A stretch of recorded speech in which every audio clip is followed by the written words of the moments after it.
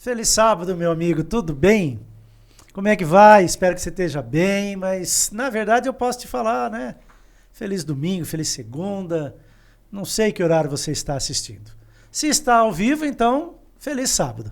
Mas se não está ao vivo, então, né? Recebe o nosso abraço e a nossa alegria por saber que o Espírito de Deus te levou a achar esse link, esse canal e agora assistir, porque seguramente vai ter algum proveito, vai ter alguma bênção. Eu sou Paulo Henrique de Souza, sou professor da Universidade Federal de Alfenas e sou membro da Igreja Adventista em Alfenas. E eu tenho a satisfação de receber aqui dois grandes amigos. Hoje nós estamos aqui no sul de Minas, porque está aqui o Daniel, que é de Pouso Alegre, e o Sinésio, que é da família do nosso querido, saudoso, emblemático Amelim Bueno, Sinésio Bueno, que é de Serrania. Nós vamos começar então a nossa reflexão, o nosso bate-papo. E eu vou pedir primeiro que o Daniel nos dirija uma prece e que você, da forma que estiver, nos acompanhe.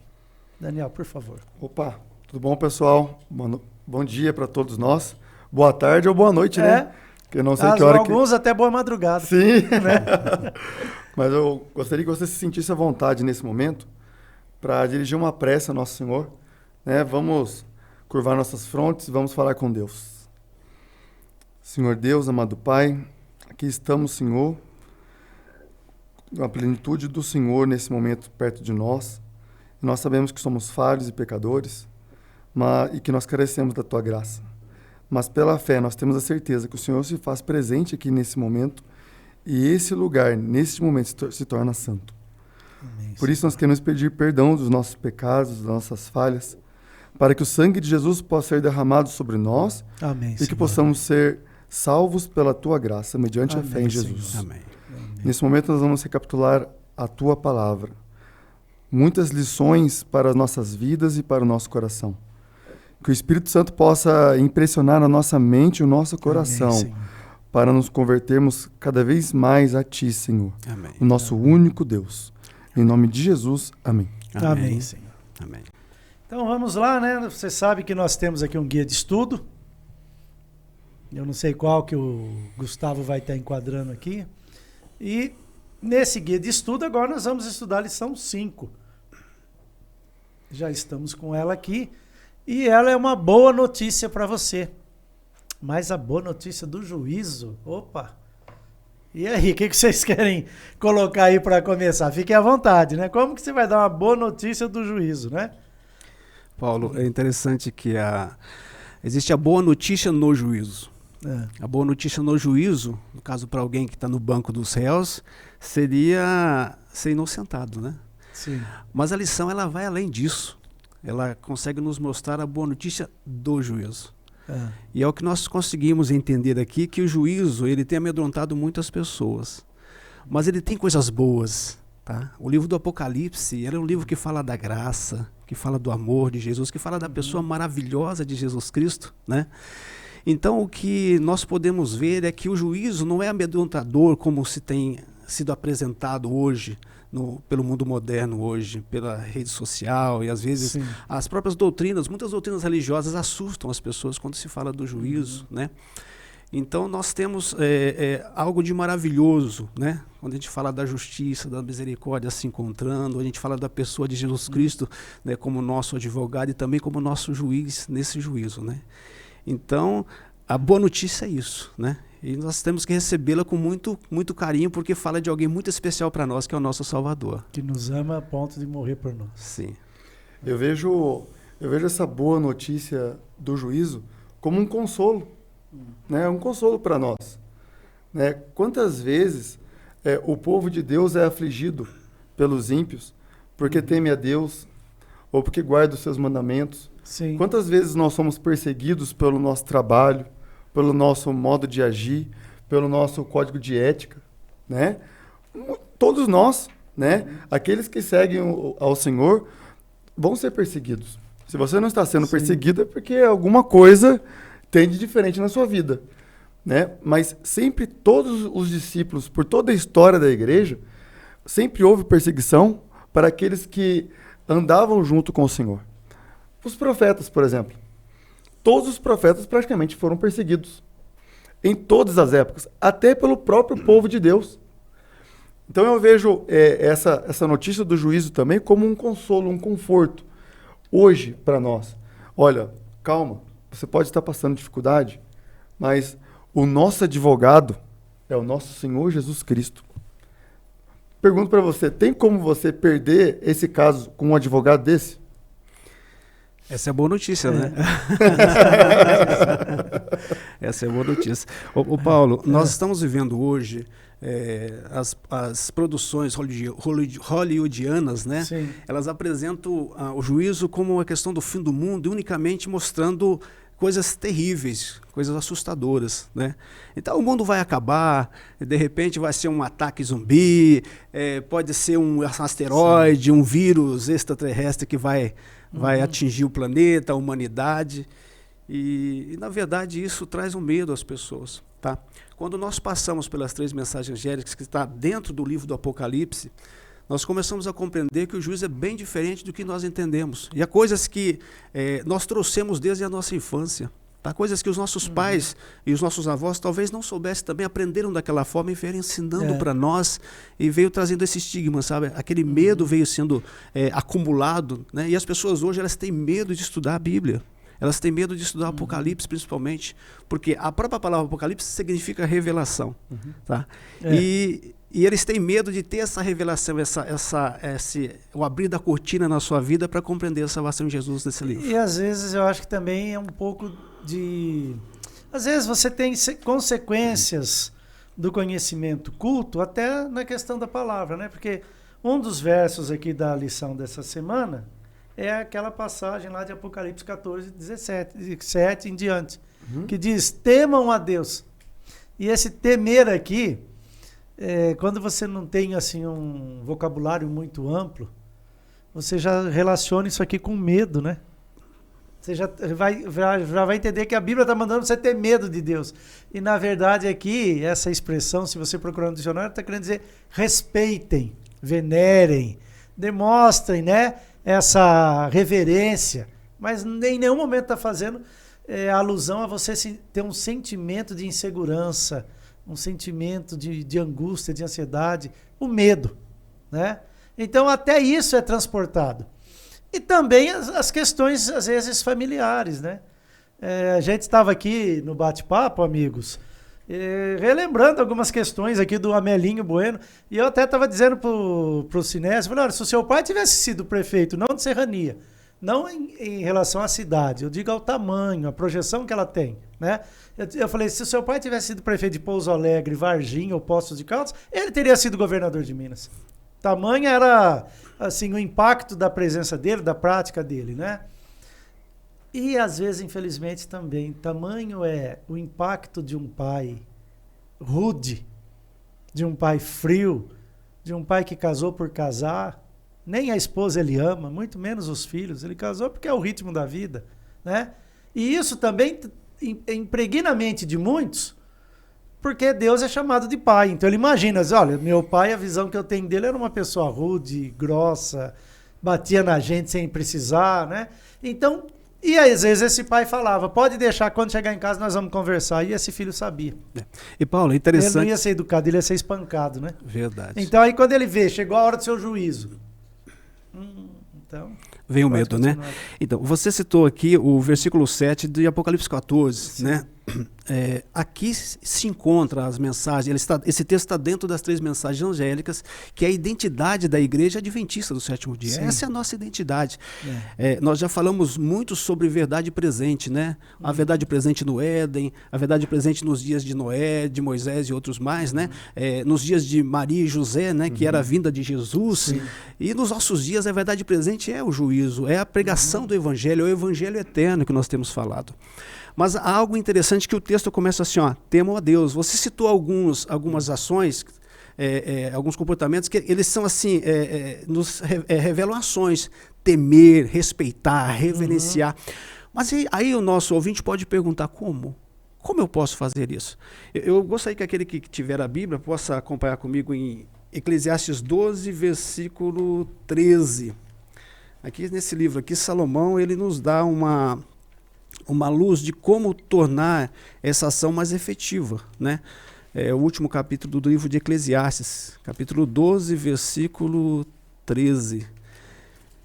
E ele começa dizendo o seguinte: de tudo que se tem ouvido, a suma teme a Deus e faz o quê? Guarda os seus mandamentos. Eu não consigo dizer que eu temo a Deus se eu não guardo os seus mandamentos. E por que nós falamos que aqui está a síntese da mensagem adventista? E quando fala adventista, é de todo aquele também que aguarda a volta de nosso Senhor Jesus Cristo. Porque se eu temo a Deus, se eu respeito a Deus, eu tenho que observar a lei dele.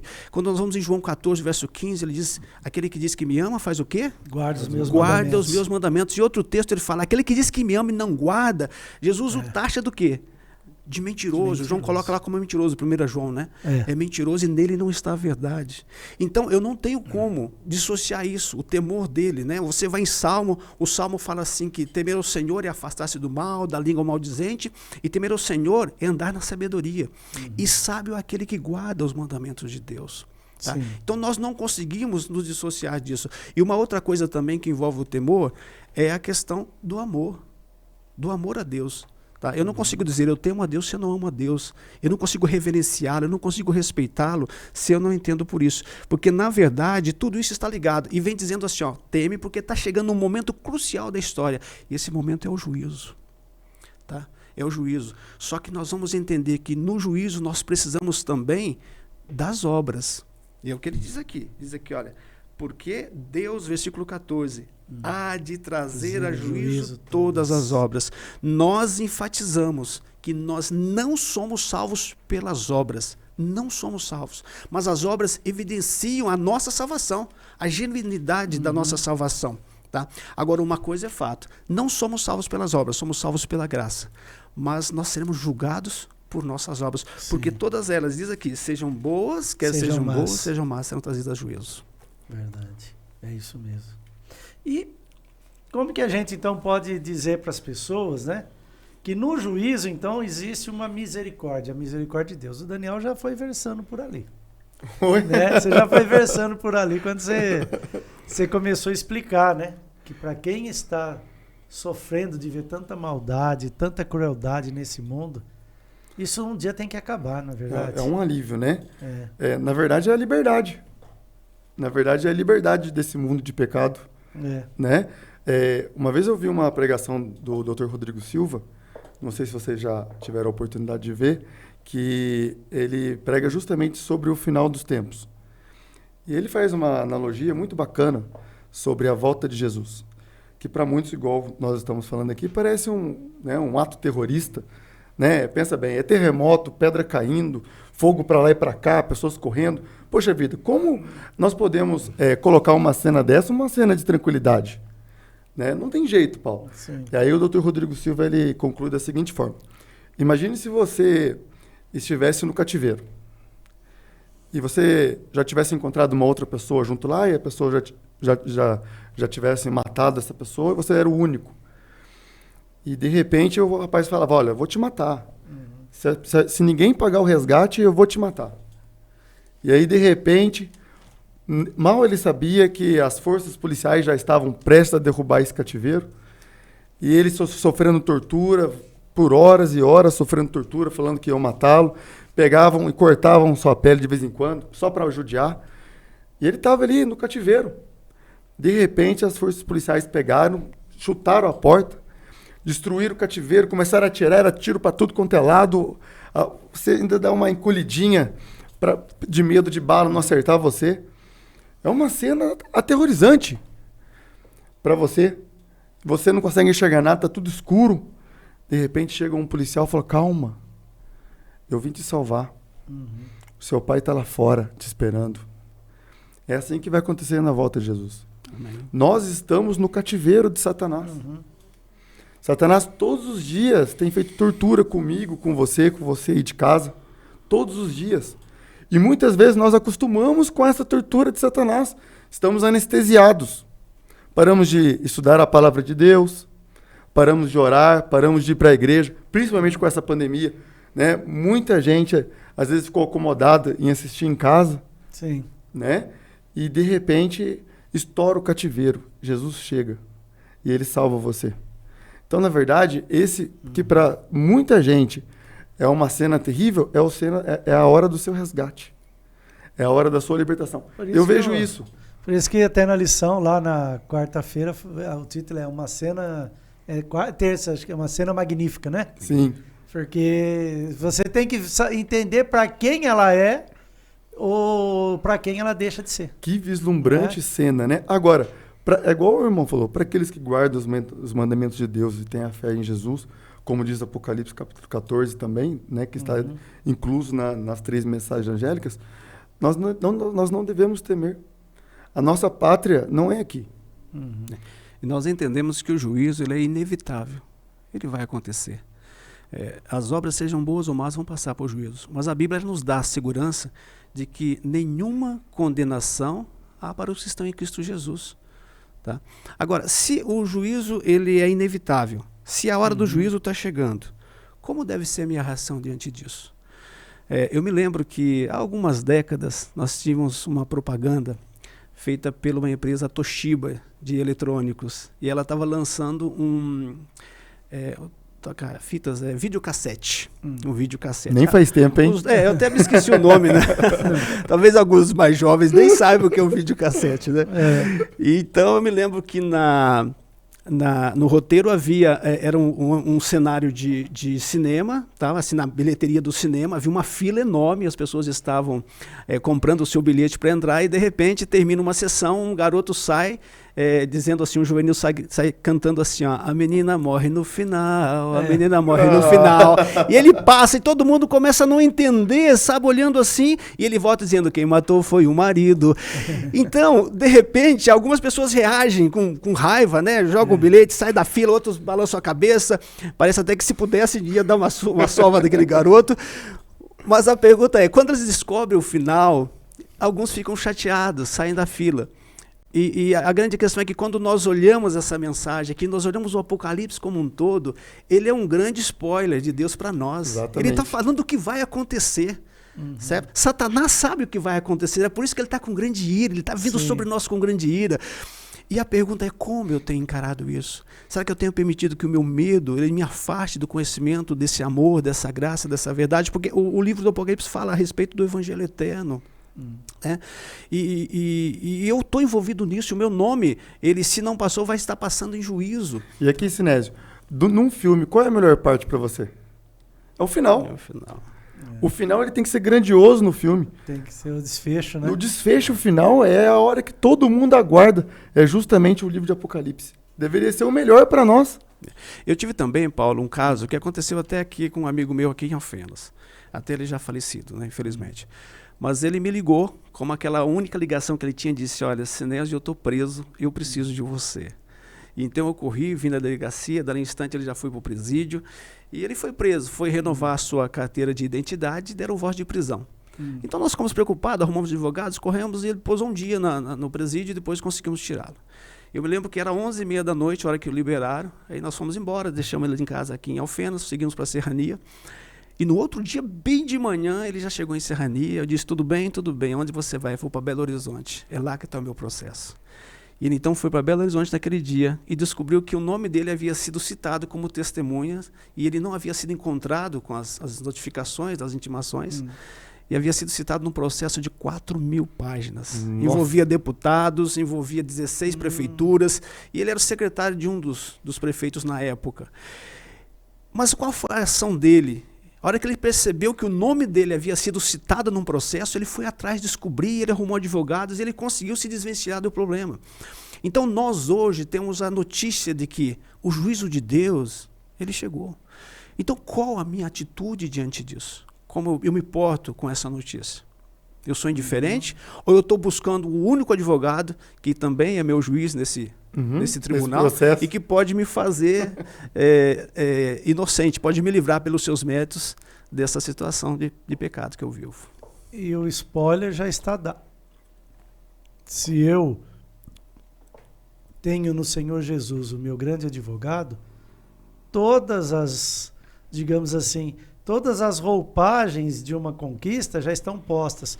Eu vou ver um mar de vidro, eu vou andar em ruas de ouro, eu vou ter uma casa de ouro, eu vou encontrar toda a civilização, desde Adão até o último. Se pela graça de Deus os meus queridos aceitaram, eu vou poder tê-los comigo. E o mais importante de tudo, eu vou poder ver o meu Senhor Jesus. Amém. O spoiler já está dado. Agora, a grande questão é essa. Como eu estou lidando com esse que é o maior momento? Vai ser magnífico o céu, vai. Mas o momento que decide é aqui, não é lá. Eu não vou poder viver o céu para depois ver se eu vou para lá. É agora que isso ocorre. Por isso que Daniel, Alice, essa semana coloca isso. Daniel descreve. Sentaram-se os juízes, abriram-se os livros. João também retoma isso aqui no Apocalipse. E fica claro então para a humanidade. Pedro diz, olha, o juízo começa pela casa de Israel, pela casa de Deus. E a pergunta fica, né? Nós cristãos que conhecemos a palavra, que sabemos que há perdão, mas sabemos que também há consequência para o pecado acariciado, não confessado, como nós estamos lidando com isso? Né? É aí que vem a ausência dessa reverência a Deus. Por isso que a Bíblia está clamando, gente, temam a Deus. Não é ter medo, mas reverenciem, levem a sério esse momento, respeitem, porque no final das contas é para você que você está fazendo. Deus é eterno. E o texto principal que nós mencionamos no início, ele, além de falar do juízo, ele continua dizendo, e adorem aquele que fez o céu, a terra, o mar e a fonte das águas. Sim. O Apocalipse nos remete agora à criação. Tá? Então, se eu não consigo, certo? Se eu rejeito a Deus como Criador, eu o rejeito também como juiz. Sim. E hoje nós temos muitas teorias, né, desde o início dessa série do trimestre que nós estamos trabalhando, até falou sobre alguma delas, né, Nietzsche, nós vimos Marx, né, o próprio Darwin falando de teorias diferenciadas. Depois disso, também meados do século XIX, o espiritualismo moderno começando, que vem combatendo a ideia de Deus como Criador. Então, o temer também é aceitar que Ele é o Criador, o mantenedor e o Redentor de todas as coisas. E parece que há uma preocupação bem clara de enfatizar que existe aí uma relevância, né? Porque por que precisaria falar? Só bastariam falar, temer a Deus, que é o vosso Senhor e Criador. Mas ele faz um elenco de citações que você só encontra em Êxodo capítulo 20, do verso 8 a 11. Quando Deus fala para a gente, lembra-te do dia do sábado para o santificar. Porque em 6 dias, resumindo, né, fez o Senhor os céus, a terra, o mar e tudo que neles há. E ao 7º dia descansou. Então veja, parece que ele também então nos remete. Olha, mas muitos dizem Senhor, Senhor, e naquele dia Deus vai dizer, né? Apartai-vos de mim, malditos, que praticais a iniquidade. Iniquidade é transgressão da lei. Eu não vos conheço. Então, ele também, nesse momento, ele explica para os cristãos. Se te ensinaram errado até agora, meu filho, os 10 mandamentos estão aí. Essa é a régua. Olha nela. Faz ela um espelho. Observa onde você está precisando arrumar o cabelo, limpar a sujeira, para que esteja tudo bem entre mim e você. Para que aquilo que a sua boca fala seja aquilo que vem realmente do teu coração. Você diz que me ama? Se me amardes, guardareis os meus mandamentos. Eu estava até comentando agora, antes do podcast, né, com o Sinésio, com o nosso amigo Guilherme, lá da Igreja Central de Alfenas, do temor que Israel tinha com relação a Deus. Né? E que muitas vezes nos falta hoje, Paulo. Né? A lição número 4, que eu dei uma lida nela esses dias, ela, como vocês também puderam ver na lição anterior, sobre o Shema, né? O Shema Israel. E é um significado muito forte para o povo de Israel, porque unifica o povo de Israel, né? Que está em Deuteronômio capítulo 6, versículo 4, e eu vou ler aqui só para, caso você tenha a sua Bíblia em casa, querido amigo. Leia conosco, Deuteronômio capítulo 6, no versículo 4, diz assim: ouve, Israel, o Senhor nosso Deus é o único Senhor. E aí no versículo 7 ele diz assim: e as ensinarás a teus filhos, e dela falarás, assentado em tua casa e andando pelo caminho, deitando e levantando. Também as atarás por sinal na tua mão, e te serão por frontais entre os teus olhos. Versículo 9. e as escreverás nos umbrais de tua casa e nas tuas portas. Então, era esse Shema, né, que hoje em Israel é o Shema, é justamente o que significava o povo de Israel com relação a Deus, né? E interessante, Paulo, como você estava falando, né, mas como que a gente pode viver lembrando de Deus, o que Deus faz e o que Deus fará por cada um de nós? Porque, querendo ou não, Satanás e o mundo nos coloca muita informação, né? Antigamente, na época dos nossos pais, dos nossos avós, não tinham 10% da informação do que nós hoje somos bombardeados. Uma criança de 7 anos com o celular na mão tem muito mais conteúdo do que uma pessoa com 80 informação. anos, alguns anos atrás. Sim, mas, engraçado que o povo de Israel fazia para lembrar desse Shema, para lembrar de Deus, da unificação que Deus fazia com eles e com o povo. Eles criaram um objeto que chamava mezuzá. Esse mezuzá parece um palito grande assim, e eles colocavam na porta. E dentro desse mezuzá havia Deuteronômio capítulo 6 inteiro. Toda vez que eles passavam pela porta de um israelita, de um judeu, eles recitavam esse Shema. E dentro do mezuzá tem a sigla Shin, que é uma letra do hebraico, que significa mente, alma e corpo unido a Deus. Ou seja, é bacana essa parte simbólica, né, essas simbologias do povo de Israel, que eles sempre, quando eles faziam alguma coisa, eles lembravam de Deus. As festas, toda vez que eles faziam as festas, eles lembravam de Deus. Agora, o que nós temos feito hoje, que toda vez nos remete ao Criador. Hoje, como eu falei, é muita informação, é muita coisa, é muita carga, é muito trabalho, e, consequentemente, muitas vezes a gente deixa Deus de lado. Né? E nós esquecemos que nós não somos daqui. A nossa pátria não é essa. Né? O nosso sonho é qual? É estarmos com Deus, andarmos com Jesus nas ruas de ouro, né? Como o Paulo propriamente disse. Mas qual é o valor que nós estamos dando hoje para essas palavras, por exemplo, de Apocalipse 14? O Shema nosso hoje é Apocalipse 14. Hoje a nossa verdade presente é Apocalipse 14. E quantos adventistas hoje, infelizmente, sabem Apocalipse 14? Né? Infelizmente. Né? Agora, imagina as pessoas que estão nos assistindo, às vezes você não sabe, irmão, mas a Apocalipse 14 é a verdade presente para os nossos dias, é onde Deus diz quem Ele é e o que Ele fará por cada um de nós. Né? Qual vai ser o nosso futuro diante do juízo. Esse é o Evangelho Eterno. Esse é o Evangelho Eterno. E está inserido dentro dessa mensagem. E por que ele é eterno? Né? Quando a gente vai lá em Romanos 16, 25, lá fala que... até eu separei aqui, para nós podermos acompanhar. Romanos 16, versículo 25. Ora, aquele que é poderoso para vos confirmar, segundo o meu Evangelho, a pregação de Jesus Cristo, conforme a revelação do mistério, guardado em silêncio nos tempos eternos. O plano da salvação do ser humano ele foi guardado por tempos eternos, em silêncio, e ele só foi revelado quando o homem pecou. Quando ele deu a esperança, né, para isso. E o que é esse evangelho eterno? Eu acho que nós podíamos sintetizar o evangelho entre o que Cristo fez por nós, o que ele está fazendo e o que ele fará por nós. Tá? Então, quando nós compreendemos isso, nós entendemos e que continuar fazendo, porque às vezes nós temos a ideia de achar que Jesus ele morreu, ressuscitou, mas ele continua num corpo humano.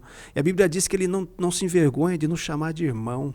Tá? Ele vai morar conosco nas mansões eternas, mas ele vai permanecer, segundo Ellen White, como o penhor da nossa salvação. Enquanto Jesus estiver dentro de um corpo humano, né? Porque ele, na verdade, ele é o único no universo. Colossenses 2,9 diz assim, nele, em Cristo, habita toda a plenitude da divindade. Como é que eu explico isso?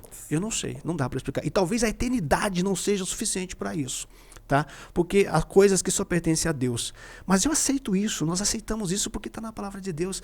E enquanto Jesus permanecer, certo, como o penhor da minha salvação, certo? Nunca mais, eu vou continuar tendo a vida eterna. Tá? O evangelho eterno é isso, é essa salvação que ele nos oferece. Diferente do juízo, das pessoas que apresentam o juízo como algo destruidor, algo assustador. O juízo ele vem com misericórdia, ele vem com salvação para nós. E o Senhor Jesus, ele é digno, né? Porque ele pagou o preço. Amigos, eu sei que está gostoso, mas o nosso tempo já está acabando. Então, faça aí um resumo que vocês queiram fazer dessa lição, mas fica já o compromisso, né?